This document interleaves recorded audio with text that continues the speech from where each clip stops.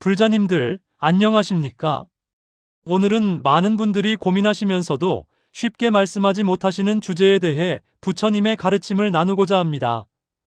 어느 날 갑자기 마음이 끌리는 사람이 나타납니다.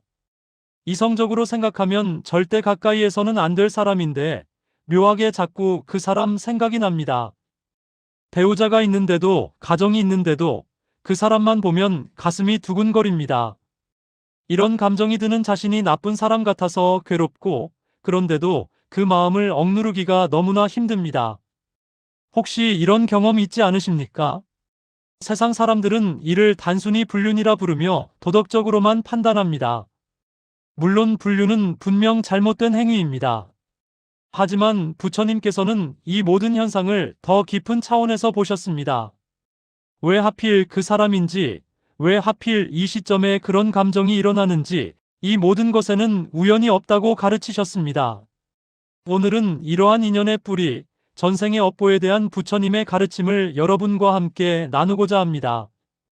이 말씀을 통해 여러분이 지금 겪고 계신 괴로움의 원인을 이해하시고 올바른 길로 나아가실 수 있기를 간절히 기원합니다. 먼저 이해하셔야 할 것이 있습니다. 부처님께서는 모든 만남에는 반드시 이유가 있다고 말씀하셨습니다. 길거리에서 스쳐 지나가는 사람조차 전생에 인연이 없다면 만날 수 없다는 것이 부처님의 가르침입니다. 화엄경에서는 이렇게 말씀하십니다. 인드라망의 구슬들이 서로를 비추듯 이 우주의 모든 존재는 서로 연결되어 있다고 하셨습니다. 한 구슬에 비친 모든 구슬의 모습이 다시 다른 구슬에 비치듯 우리의 모든 행위와 업은 끝없이 연결되어 있습니다. 특히 강렬한 감정을 동반한 만남은 결코 우연이 아닙니다. 전생에 맺어진 깊은 인연의 끈이 이 생에서 다시 나타난 것입니다. 어떤 분은 이렇게 물으실 수 있습니다. 그렇다면 전생에 우리가 연인이었다는 말인가요? 꼭 그런 것만은 아닙니다.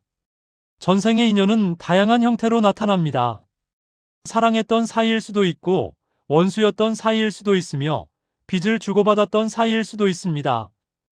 혹은 이루지 못한 약속, 갚지 못한 은혜, 풀지 못한 한, 이 모든 것들이 업의 끈으로 남아서 다시 만나게 만듭니다. 2025년 현재를 사시는 불자님들께서는 이런 상황을 많이 보셨을 것입니다. 결혼한 지 10년이 넘은 부부가 있습니다. 겉으로 보기엔 평범한 가정입니다.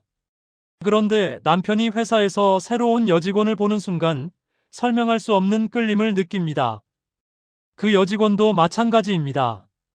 처음 본 사람인데 묘하게 익숙하고 편안합니다. 이성적으로는 절대 안 된다는 것을 알지만 마음은 자꾸 그쪽으로 향합니다. 이것이 바로 전생업보의 힘입니다. 부처님께서는 이를 업력이라고 하셨습니다. 과거에 지은 업의 힘이 현재를 움직이는 것입니다. 그렇다면 이러한 업보는 구체적으로 어떤 형태로 나타나는 것일까요?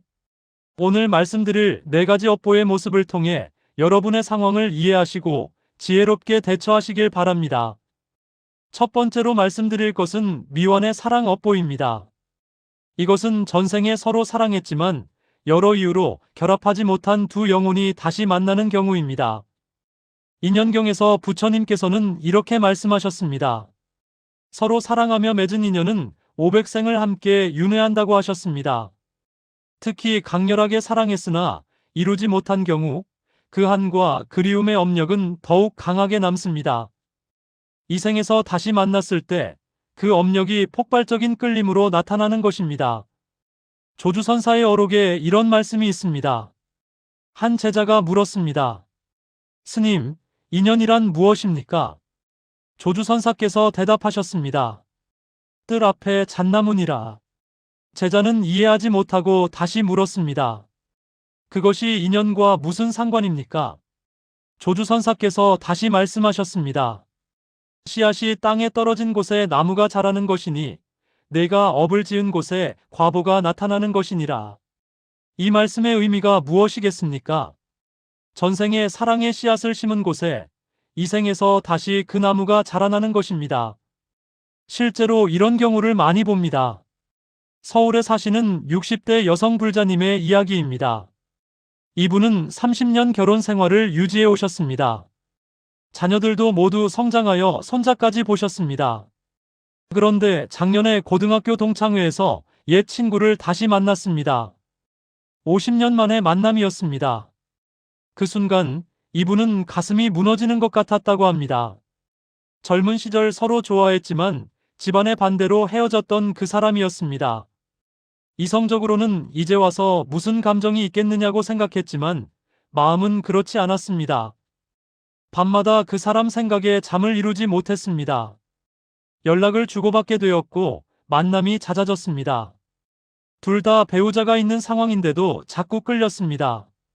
이분이 절에 찾아와 스님께 이 고민을 털어놓으셨습니다. 스님께서 말씀하셨습니다. 보살님, 이것은 전생에 미완성된 사랑의 업보입니다. 전생에 여러분은 서로 깊이 사랑했으나 이루지 못했습니다. 그 한이 너무 깊어서 이 생에 다시 만난 것입니다.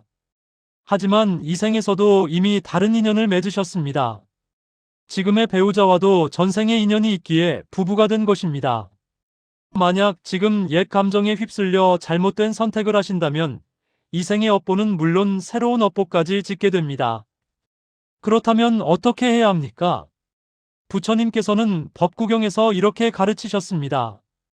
과거는 이미 지나갔고 미래는 아직 오지 않았으며 현재만이 우리의 것이니 현재를 지혜롭게 살라고 하셨습니다. 전생의 인연을 인정하되 집착하지 마십시오. 그 사람을 만난 것은 인연의 빚을 갚고 풀기 위함입니다. 서로의 안녕을 빌어주고 좋은 기억으로 남기고 그렇게 놓아주는 것이 진정한 사랑입니다. 구체적인 수행 방법을 말씀드리겠습니다. 매일 아침 저녁으로 관세음보살님께 절을 올리십시오. 관세음보살, 관세음보살, 나무관세음보살, 이 연부를 108번 하시면서 이렇게 기도하십시오. 이 인연의 업보를 지혜롭게 풀 수 있도록, 서로에게 상처 주지 않고 놓아줄 수 있도록 제게 지혜와 용기를 주소서. 또한 그 사람을 만날 때마다 마음속으로 이렇게 생각하십시오. 전생에 맺은 인연이시여, 이 생에서 다시 만나 반갑습니다. 하지만 우리는 이제 각자의 길을 가야 합니다. 서로의 행복을 빌며 좋은 인연으로 남겠습니다. 이렇게 마음을 정리하고 실천하십시오. 처음에는 힘들겠지만 계속 수행하다 보면 마음이 점점 가라앉습니다. 집착의 불길이 지혜의 물로 꺼지는 것을 경험하실 것입니다. 두 번째로 말씀드릴 것은 원한의 업보입니다. 이것은 많은 분들이 의외로 생각하실 수 있는 부분입니다. 전생의 원수였던 사이가 이 생에서 강렬한 끌림으로 만나는 경우입니다. 어떻게 원수가 사랑으로 나타날 수 있느냐고 물으실 수 있습니다. 부처님께서는 대승기신론에서 이렇게 말씀하셨습니다. 사랑과 미움은 동전의 양면과 같아서 강렬한 감정의 에너지는 같은 것이라고 하셨습니다. 전생에 누군가를 미워하고 원망했다면 그 감정의 강도만큼 다시 만날 인연이 생깁니다. 미움도 일종의 집착이기 때문입니다. 완전히 놓아버린 상대는 다시 만나지 않지만 깊이 미워했던 상대는 반드시 다시 만나게 됩니다. 그것이 업보의 법칙입니다. 수타니파타에 이런 이야기가 나옵니다. 부처님 당시 한 부부가 있었습니다. 서로 끊임없이 다투고 괴롭혔지만 헤어지지도 못했습니다. 주변 사람들이 물었습니다. 그렇게 미워하면서 왜 헤어지지 않습니까? 부처님께서 말씀하셨습니다. 저 두 사람은 전생의 원수였느니라. 한 사람이 다른 사람을 죽였고 죽은 사람은 복수하겠다고 맹세했느니라. 그 업력으로 이 생에서 부부가 되어 서로를 괴롭히고 있는 것이니라. 이 가르침이 현대에도 그대로 적용됩니다. 부산에 사시는 50대 남성 불자님의 사연입니다. 이분은 모범적인 가장이셨습니다. 아내와 자녀들을 위해 성실하게 일했습니다. 그런데 1년 전 회사에 새로운 여성 직원 때문에 삶이 흔들리기 시작했습니다. 처음 만났을 때부터 묘한 감정이 들었습니다. 끌리는 것 같기도 하고 불편한 것 같기도 하고 복잡한 감정이었습니다. 그 여성도 비슷한 느낌이었는지 자꾸 시비를 걸었습니다. 작은 일에도 감정적으로 대립했습니다. 그런데 이상하게도 그 긴장감이 점점 다른 감정으로 변했습니다. 서로를 의식하고 신경 쓰이고 만나고 싶어졌습니다. 결국 둘 사이에 감정이 생겼습니다. 하지만 그 관계는 행복하지 않았습니다. 만날 때마다 다투고 상처 주고 그러면서도 헤어지지 못했습니다. 이분이 저를 찾아와 이 괴로움을 호소했습니다. 스님께서 선정에 들어 이분의 전생을 보셨습니다. 그리고 말씀하셨습니다. 보살님, 전생에 여러분은 같은 마을에 살았습니다. 그때 보살님은 권력자였고 그 여인은 약자였습니다. 보살님이 그 여인의 가족에게 큰 해를 끼쳤습니다. 여인은 원통함과 분노로 죽으면서 반드시 복수하겠다고 맹세했습니다. 그 업력으로 이 생에 다시 만난 것입니다. 서로를 끌리게 하여 만나게 했지만 그 만남 속에는 전생의 원한이 숨어 있습니다. 그래서 사랑인지 미움인지 알 수 없는 복잡한 감정이 드는 것입니다. 이분은 충격을 받았습니다. 그렇다면 어떻게 해야 합니까? 용서를 구해야 합니다. 부처님께서는 증이라 함경에서 이렇게 말씀하셨습니다. 원한은 원한으로 풀리지 않고 오직 용서와 자비로만 풀린다고 하셨습니다. 원수를 갚으려는 마음은 끝없는 업의 고리를 만들 뿐입니다. 어느 한쪽이 그 고리를 끊어야 합니다. 구체적인 수행법을 알려드리겠습니다. 매일 그 사람을 위해 천수경을 독송하십시오. 천수경 한 부를 읽는 동안 그 사람의 행복을 진심으로 빌어주십시오.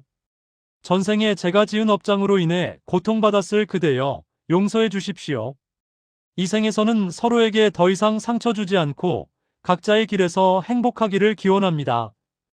이렇게 발언하며 기도하십시오. 또한 지장보살님께 특별히 기도하십시오. 지장보살님은 업장을 소멸시켜 주시는 보살님이십니다. 나무 지장보살 마하사를 염하면서 108배를 올리십시오. 절을 할 때마다 전생의 업장이 하나씩 소멸된다고 생각하십시오. 그리고 반드시 그 관계를 정리하십시오. 업보를 인정한다고 해서 불륜을 계속하라는 뜻이 아닙니다. 오히려 업보를 알았기에 더 철저히 끊어야 합니다. 지혜롭게 거리를 두고 마음으로 용서를 구하며 더 이상의 업을 짓지 마십시오. 시간이 걸리겠지만 정성을 다해 수행하면 반드시 그 업의 끈이 풀립니다. 세 번째로 말씀드릴 것은 은혜 갚음의 업보입니다. 이것은 비교적 좋은 인연의 형태입니다. 전생에 큰 도움을 받았거나 은혜를 입었는데 그것을 갚지 못하고 생을 마친 경우입니다. 그 빚진 마음, 갚아야 한다는 마음이 업력으로 남아서 이 생에 다시 만나게 됩니다. 본생담에 이런 이야기가 있습니다. 부처님의 전생 중 한 생에서 사자에게 쫓기는 토끼를 구해주셨습니다. 토끼는 생명의 은인에게 보답하고 싶었지만 작고 약한 자신이 무엇을 할 수 있을까 고민했습니다. 그래도 은혜를 갚고 싶은 마음만은 간절했습니다. 여러 생을 거쳐 다시 만났을 때 그 토끼는 부처님의 제자 중 한 명이 되어 부처님을 지극정성으로 시봉했습니다. 이처럼 은혜를 갚고자 하는 마음은 선한 업력으로 남아 다시 만나게 합니다. 대구에 사시는 70대 남성 불자님의 이야기입니다. 이분은 지금의 부인과 50년을 해로했습니다. 자녀도 있고 손주도 있습니다. 그런데 몇 년 전 아내가 투병 중일 때 간병하러 온 이웃집 과부 할머니가 있었습니다.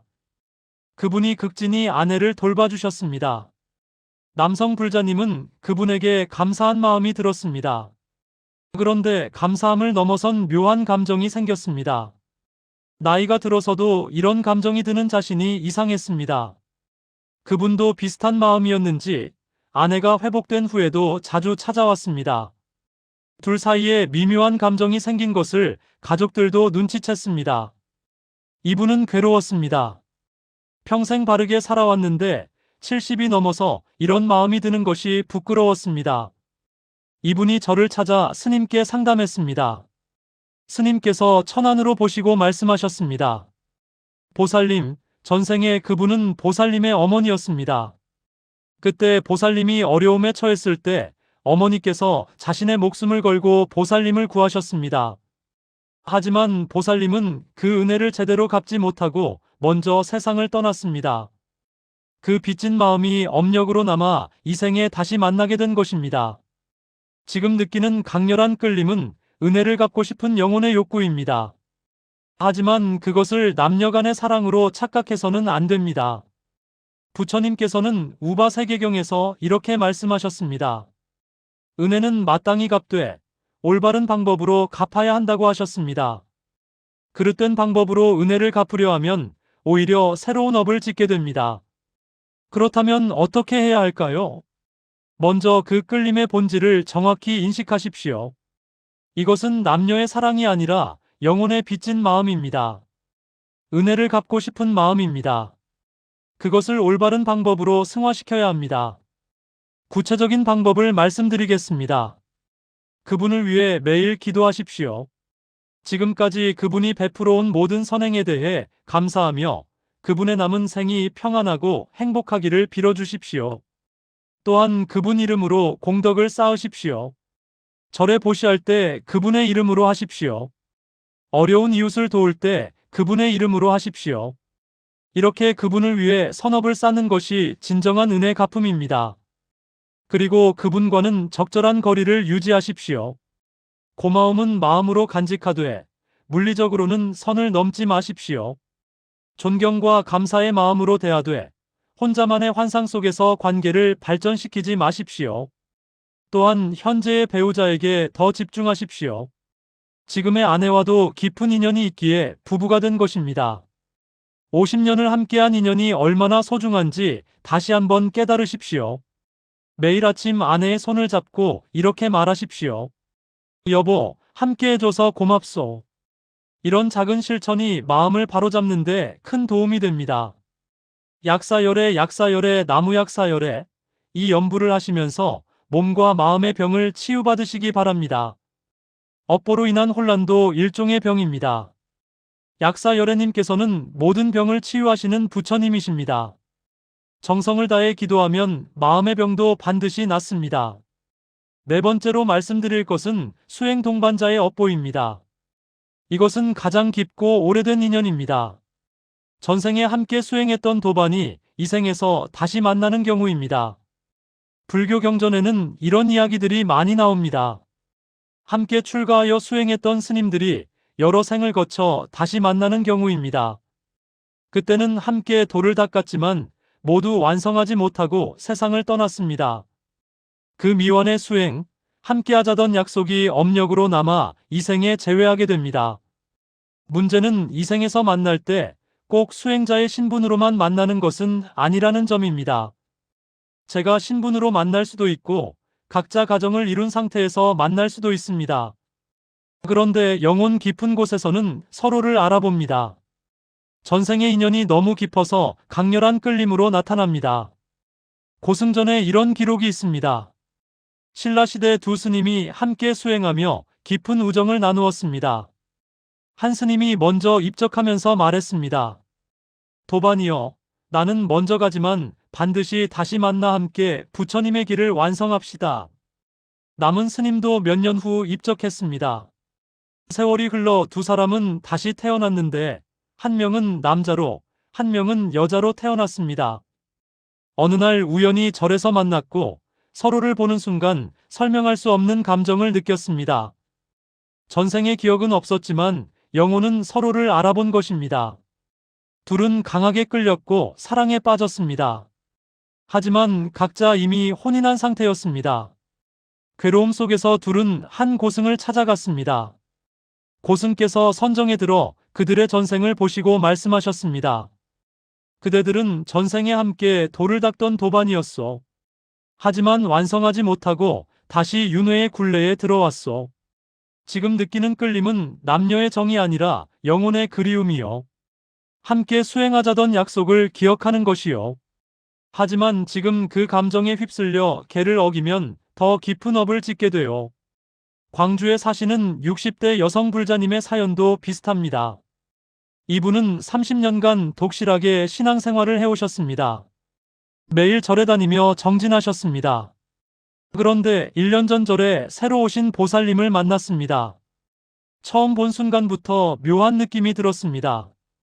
오래전부터 알던 사람 같고 무척 그리웠던 사람 같았습니다. 그분도 같은 느낌이었는지 자주 말을 걸어왔습니다. 함께 불공을 들이고 법회에 참석하고 대화를 나누면서 둘은 점점 가까워졌습니다. 어느새 서로 없으면 안 될 것 같은 사이가 되었습니다. 주변에서는 둘이 너무 친하다며 수군거렸습니다. 각자 남편이 있는데도 그렇게 붙어 다니는 것이 보기 좋지 않다고 했습니다.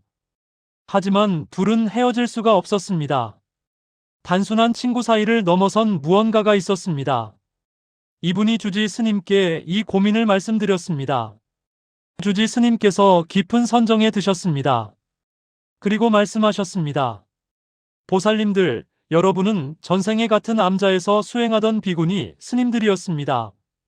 젊은 나이에 함께 출가하여 20년을 같은 선방에서 정진했습니다. 서로를 의지하며 도를 닦았고 깊은 도반회를 나누었습니다. 입적하면서 서로에게 약속했습니다. 다시 만나 반드시 해탈을 이루자고요.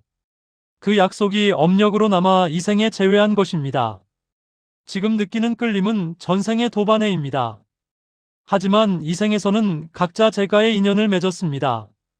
전생의 약속을 기억하되 이 생의 인연을 어지럽혀서는 안 됩니다.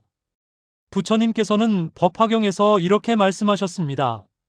생생세세 함께 수행하는 도반은 삼천대천 세계에서도 만나기 어려운 귀한 인연이라고 하셨습니다. 하지만 그 인연을 세속적 집착으로 변질시켜서는 안 된다고도 하셨습니다. 진정한 도반에는 서로가 부처님의 길을 완성하도록 돕는 것입니다. 그렇다면 어떻게 해야 할까요? 그 관계를 청정한 도반의 관계로 승화시켜야 합니다. 세속적 집착을 내려놓고 진정한 수행 동반자가 되어야 합니다. 구체적인 방법을 알려드리겠습니다. 함께 정진하십시오. 하지만 둘만의 시간을 갖기보다는 공개된 장소에서 함께 수행하십시오.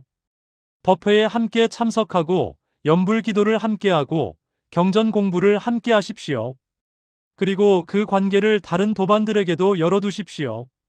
비밀스럽게 만나지 말고 여러 불자님들과 함께 어울리십시오. 또한 각자의 가정에 더욱 충실하십시오. 전생의 도반에도 소중하지만 이생의 배우자와의 인연도 마찬가지로 소중합니다.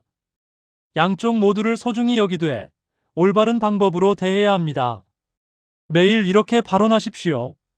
전생에 함께 수행하던 도반이시여, 이 생에서 다시 만나 반갑습니다. 하지만 우리는 이미 각자의 인연을 맺었습니다.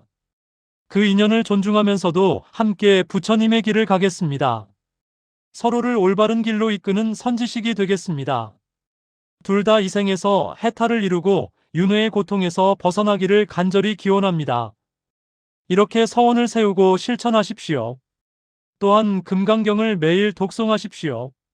금강경에서는 모든 상에 집착하지 말라고 가르치십니다. 아상, 인상, 중생상, 수자상을 떠나라고 하셨습니다. 전생의 인연이라는 상에도 집착하지 마십시오. 도반이라는 상에도 집착하지 마십시오. 모든 인연은 인연일 뿐 그것에 집착할 때 괴로움이 생깁니다. 인연을 인정하되 집착하지 않는 것, 이것이 중도의 길입니다. 나무 아미타불, 나무 아미타불, 나무 아미타불, 이 연불을 하시면서 마음을 정화하십시오. 아미타불님의 광명이 여러분의 미혹한 마음을 밝혀주실 것입니다.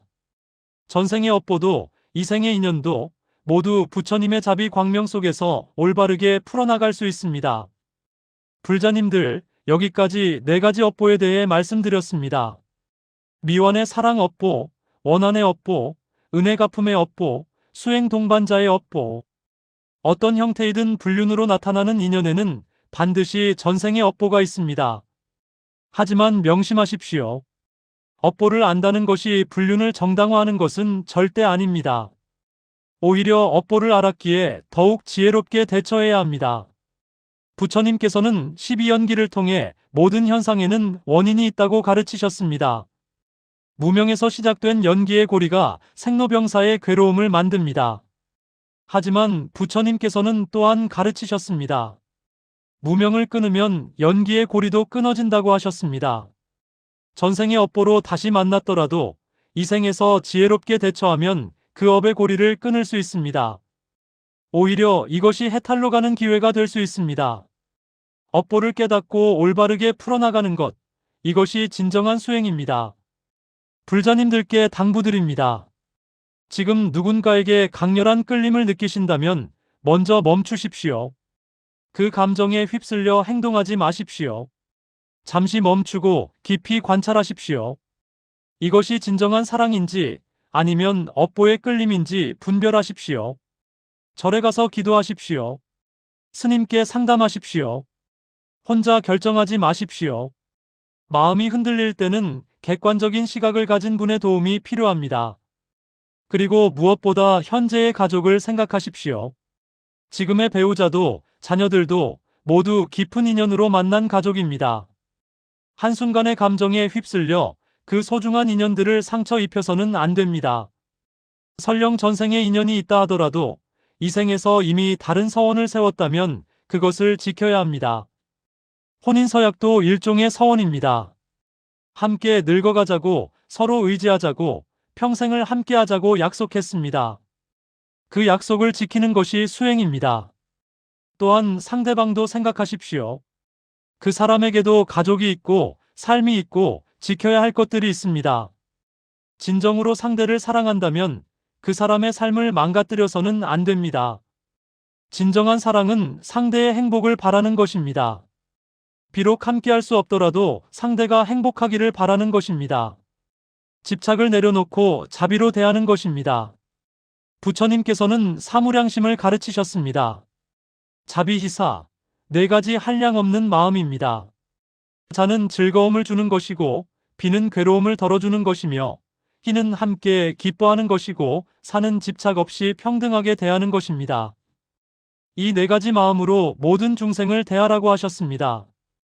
지금 마음이 끌리는 그 사람에게도 이 사무량심으로 대하십시오. 그 사람의 진정한 행복을 바라십시오.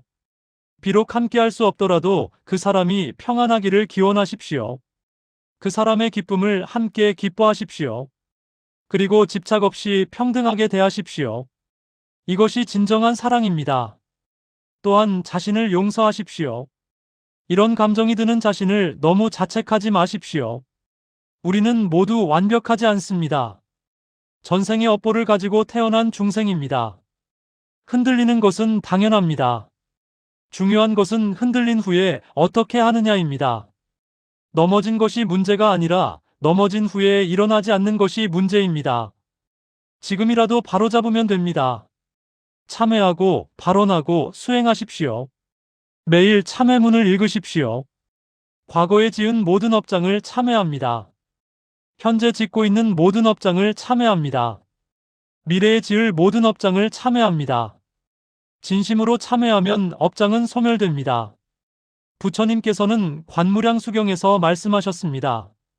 지극한 마음으로 참회하면 그 죄업이 눈 녹듯 사라진다고 하셨습니다. 물론 쉽지 않을 것입니다. 마음을 다스리는 것이 세상에서 가장 어려운 일입니다. 석가모니 부처님께서도 6년간 고행하셨고 84,000 법문을 설하셨습니다. 모두 이 마음을 다스리기 위함이었습니다. 하지만 포기하지 마십시오. 한 걸음 한 걸음 나아가십시오. 오늘 실패했다면 내일 다시 시작하십시오. 100번 넘어지면 101번 일어나십시오. 관세음 보살님께서 지켜보고 계십니다. 지장 보살님께서 함께하고 계십니다. 부처님의 자비가 여러분과 함께합니다. 불자님들, 정리하겠습니다. 오늘 말씀드린 4가지 업보를 기억하십시오. 미완의 사랑 업보는 전생에 이루지 못한 사랑이 이 생에 나타난 것입니다. 그 인연을 인정하되 이 생의 현실을 존중하며 놓아주어야 합니다. 원한의 업보는 전생의 원수가 이 생에 만난 것입니다. 용서하고 화해하되 더 이상의 업을 짓지 말아야 합니다. 은혜 갚음의 업보는 전생의 은혜를 갚기 위해 만난 것입니다. 올바른 방법으로 감사를 표현하되 선을 넘어서는 안 됩니다. 수행 동반자의 업보는 전생의 도반이 다시 만난 것입니다. 청정한 수행의 관계로 승화시키되 세속적 집착을 내려놓아야 합니다. 이 모든 것의 핵심은 하나입니다. 인연을 인정하되 집착하지 마십시오. 과거를 이해하되 현재를 망치지 마십시오. 업보를 알되 새로운 업을 짓지 마십시오. 부처님께서 열반경에서 마지막으로 하신 말씀을 기억하십시오. 모든 것은 변화나니 게으름 피우지 말고 정진하라. 우리의 감정도 변합니다. 지금 강렬하게 느껴지는 끌림도 언젠가는 사라집니다. 영원한 것은 없습니다. 그러니 한순간의 감정에 휩쓸려 평생의 인연을 망치지 마십시오. 정진하십시오. 매일 기도하고 참회하고 수행하십시오. 관세음 보살님께 기도하고 지장 보살님께 절하고 아미타불림을 염하십시오. 금강경을 읽고 법화경을 독송하고 천수경을 외우십시오. 이 모든 수행이 여러분의 마음을 정화하고 업장을 소멸시킬 것입니다. 여러분 모두 이 어려움을 지혜롭게 극복하시기를 간절히 기원합니다. 전생의 업보에 휘둘리지 않고 이 생을 바르게 살아가시기를 바랍니다. 모든 인연을 소중히 여기되 집착하지 않기를 바랍니다. 부처님의 가르침대로 중도의 길을 걸어가시기를 바랍니다. 오늘 이 법문이 조금이나마 도움이 되셨다면 좋아요 버튼을 눌러주십시오. 여러분의 고민과 경험을 댓글로 나눠주시면 함께 지혜를 모을 수 있습니다. 물론 개인적인 내용은 공개하지 않으셔도 됩니다.